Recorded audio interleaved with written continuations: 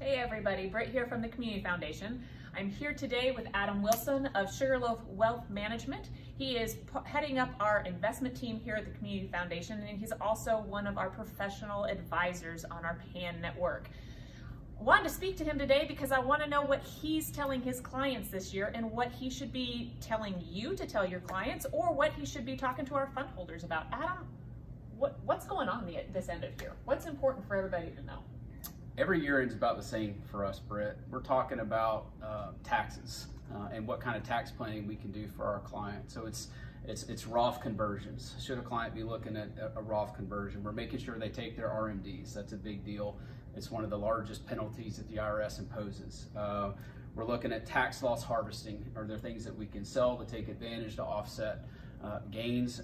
And last but not least, we're talking about charitable giving. That's one of the biggest things that we're talking about. And we try to coincide a lot of those other things that I just mentioned with that charitable giving. So RMD, if a client doesn't need their RMD, which a lot of our clients don't need their RMDs right now, we talk about making gifts of that RMD directly to a charity or to something like the Community Foundation. And they can do that to the Community Foundation, They can. right? They can make that directly to the Community Foundation, get their tax deduction, and obviously we know where that stuff goes. It goes to good causes around here.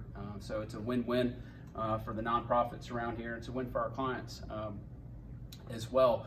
But this year the stock market's given us a significant amount of gains, and it's not just this year, but the last couple of years the stock market's been really good, and that coincides into giving of the right assets, Britt. This is a big deal that most people miss. And what does that mean, giving of the right assets? Well, most people give cash.